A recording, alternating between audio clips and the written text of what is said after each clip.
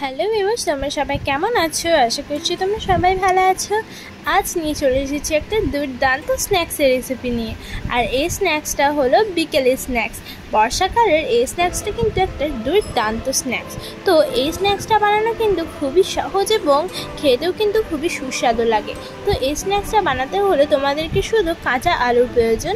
শুধু কাঁচা আলু দিয়ে এত সুন্দর একটা স্ন্যাক্স রেসিপি হয়, এটা একেবারে ভাবাই অসম্ভব ব্যাপার। তো চলো শুরু থেকে শেষ পর্যন্ত দেখার অনুরোধ রইল। তো প্রথমে দেখো, আমি এখানে দুটো নিয়ে নিয়েছি কাঁচা আলু। আলুটাকে ভালোভাবে ছিলে ধুয়ে নিয়েছি। এরপরে আমি এখানে নিয়ে নিয়েছি একটা গ্রেটার।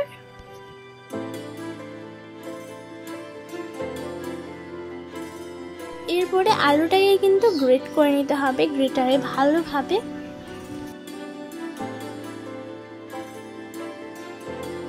তো দেখে নিশ্চয়ই বুঝতে পারছো যে আমি গ্রেটারে কিন্তু আলুটাকে খুব সুন্দরভাবে গ্রেট করে নিয়েছি, ঠিক এরকম।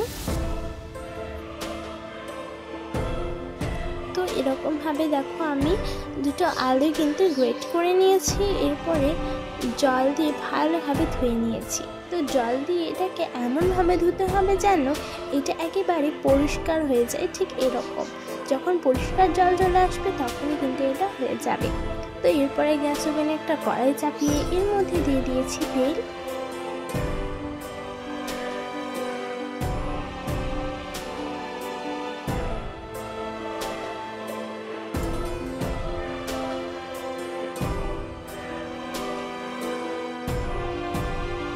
তেল যখন গরম হয়ে গেছে তখন আমি এর মধ্যে দিয়ে দিয়েছিলাম গোটা জিরে। এরপরে ভালোভাবে কিন্তু এটাকে মিক্স করে নিচ্ছি।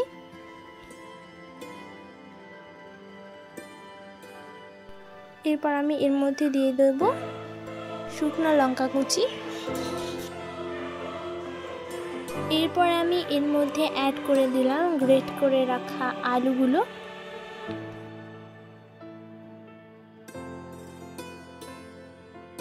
তো এরপরে এটাকে ভালোভাবে কিন্তু মিক্স করে নিয়েছি।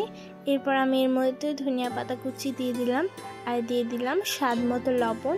এর মধ্যে 1 চামচ হলুদ গুঁড়ো, লঙ্কার গুঁড়ো আর জিরের গুঁড়ো দিয়ে ভালোভাবে কিন্তু এটাকে মিক্স করে নিয়েছি।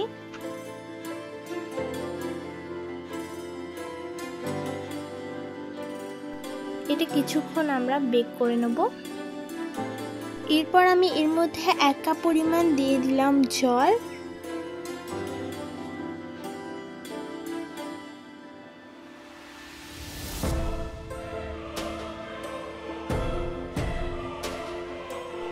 এই স্ন্যাক্সটা বানাতে গেলে কোনো রকম ময়দা ছাড়াই কিন্তু এই স্ন্যাক্সটা বানানো যায়। তো এই স্ন্যাক্সটা বানাতে হলে আমি কী কী ব্যবহার করছি সেটা তোমরা আগে দেখলেই বুঝতে পারবে। তো এরপরে দেখো, এটা আমি ভালোভাবে ফুটিয়ে নিয়েছি। 1 কাপ পরিমাণ দিয়ে দিলাম আটা, আর এটাই ছিল এর শেষ ইনগ্রিডিয়েন্ট। তো এরপর এটাকে সুন্দরভাবে মিক্স করে নিয়েছি। আর যখন ঠিক এটা একেবারে ডোয়ের আকারে ধারণ করে নেবে তখন কিন্তু এটা রেডি। দেখো, এটা কিন্তু একেবারে আমার রেডি হয়ে গেছে। এরপর আমি এটাকে নামিয়ে ঠান্ডা করে নেব। তো দেখো, আমি এটাকে কিন্তু নামিয়ে নিয়েছি। সুন্দরভাবে হাত দিয়ে কিন্তু মুথে নিয়েছি আমি।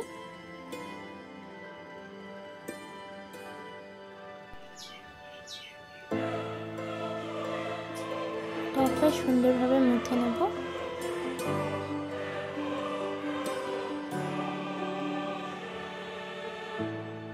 এরপর আমি এটাকে বেলে নেব। তো এটাকে ঠিক রাউন্ড শেপে বেলে নিতে হবে।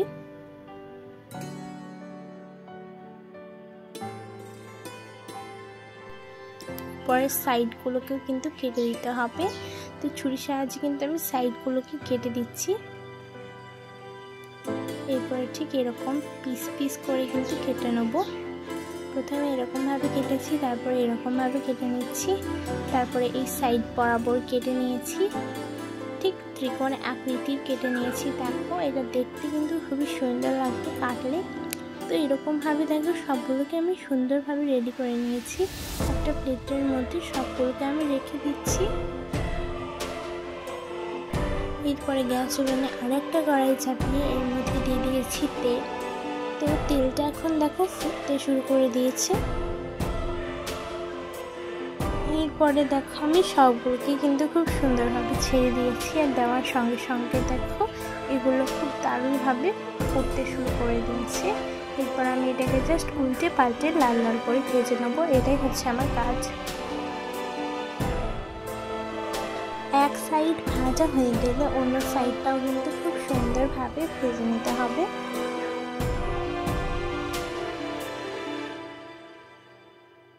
তো দেখো আমি উল্টে পাল্টে কিন্তু ভেজে নিচ্ছি।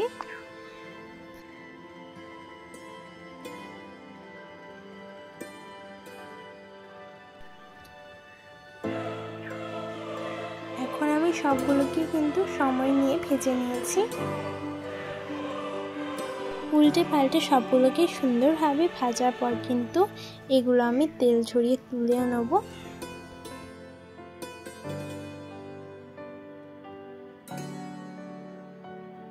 এখন কিন্তু আমি তেল ছড়িয়ে দেখো এক এক করে কিন্তু সবগুলোকেই তুলে নিচ্ছি, কারণ এটা আমার রেডি হয়ে গেছে। তো এরকমভাবে কিন্তু সবগুলোকে আমি রেডি করে নেব।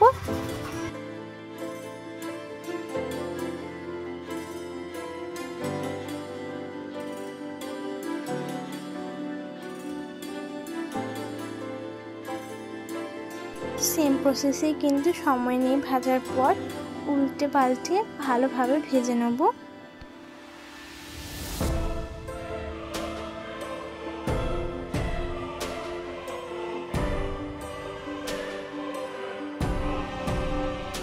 আর এটা দেখো একেবারে লাল লাল হয়ে গেছে।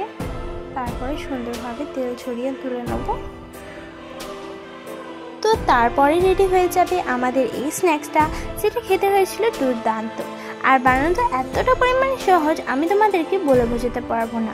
যতটা পরিমাণ ক্রিসপি ঠিক ততটা পরিমাণে টেস্টি, এতটা পরিমাণ দেখতে সুন্দর যে আমি তোমাদেরকে বলে বোঝাতে পারবো না। তো আশা করছি তোমাদেরকে আজকের এই স্ন্যাক্সটা কিন্তু খুবই ভালো লেগেছে, যেটাকে তোমরা টমেটো কেচাপের সঙ্গে চিলি সসের সঙ্গে খেতে পারো।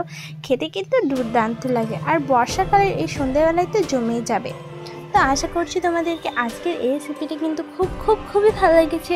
যদি ভালো লেগে থাকে তো ভিডিওটাকে একটা লাইক করে দেবে, কমেন্ট করে দেবে, এবং পাশে দেখো একটা সাবস্ক্রাইবারের বাটন আছে, সেটা অবশ্যই ক্লিক করে বেল আইকনটা অবশ্যই ক্লিক করে দেবে নিত্য নতুন ভিডিও সর্বপ্রথম পাওয়ার জন্য। আর একটা কথা বলে রাখি, আমরা কিন্তু 1000 সাবস্ক্রাইবারে খুবই ক্লোজ চলে এসেছি। তাই আমি চাই যে তোমরা যারা যারা আমার চ্যানেলটাকে এখনও পর্যন্ত সাবস্ক্রাইব করনি তারা অবশ্যই কিন্তু সাবস্ক্রাইবটা করে এটা একেবারে 1000 করে দাও, যাতে আমি 1000 সাবস্ক্রাইবার গেইন করতে পারি।